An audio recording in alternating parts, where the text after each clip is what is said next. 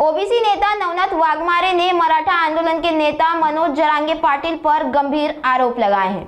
वाघमारे ने कहा कि वंजारी समाज के टारगेट कर माहौल खराब करने की कोशिश की जा रही है और गृह विभाग को इस मामले में दखल देना चाहिए। अधिवेशन आता काय प्रत्येक अधिवेशनामध्ये कुठलं काही कोणाच्याही भावना असतील किंवा काय ज्या गोष्टी असतील अपेक्षा असतील असे काही पूर्ण होत नाहीत। अधिवेशन हे फक्त मंत्र्यांसाठी आमदारांसाठी अधिवेशन असतं, सामान्य जनतेसाठीचं अधिवेशन आता पूर्वीसारखं राहिलेलं नाही।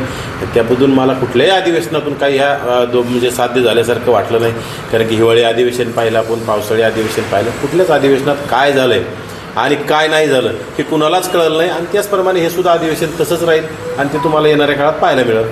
अमोल कोल्हेंनी एक आरोप लावला आहे, त्यांचे एक स्टेटस घेऊन राहिले, जरांगे पाटलांनी आरोप लावला, तुम्ही काय म्हणणार? हे बघा, अमोल कोल्हे जरांगेचा अतिशय निकटवर्तीय आणि विश्वासू माणूस होता, परंतु जरांगेने जरांगेला सवय कशी किंवा जवळच्याच माणसाला वापर करायचा आणि फेकून द्यायचा। त्याचप्रमाणे कोपर्डीच्या प्रकरणामध्ये अमोल कोल्हेला गुंतवलं आणि जरांगेने तिथून पळ काढला।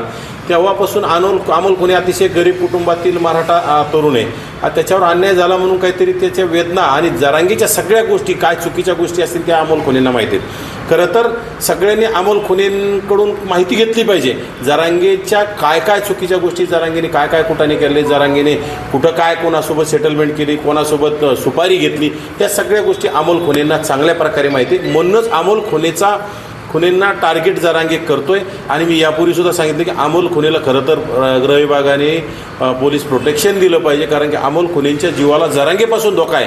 कारण की अमोल कोल्हेंच्या जीवाला बरं वाईट झालं तर त्याला जबाबदार सुद्धा जरांगे राहील, कारण की अमोल कोल्हे वारंवार जरांगेच्या ज्या भांडा फोडण्याचं काम करत आहे आणि येणाऱ्या काळात सुद्धा करल असं मला वाटतं, कारण की तो निस्वार्थ गरीब मराठ्याचं लेकरू आहे आणि ते कुठंही मॅनेज न होणार आहे। आणि त्यांनी मॅनेज करण्याचा सुद्धा प्रयत्न केला की पुण्याचे काही नगरसेवक लोक आणि जरांगेच्या अतिशय निकटवर्ती असणारे काही लोक त्याच्याकडे जाऊन त्याला मॅनेज 30-35 लाख रुपये तुला घर बांधून देतो, परंतु तो गरीब स्वाभिमानी मराठा मॅनेज झाला नाही, त्यामुळे जरांगेकडून त्याला जीवाला धोका आहे।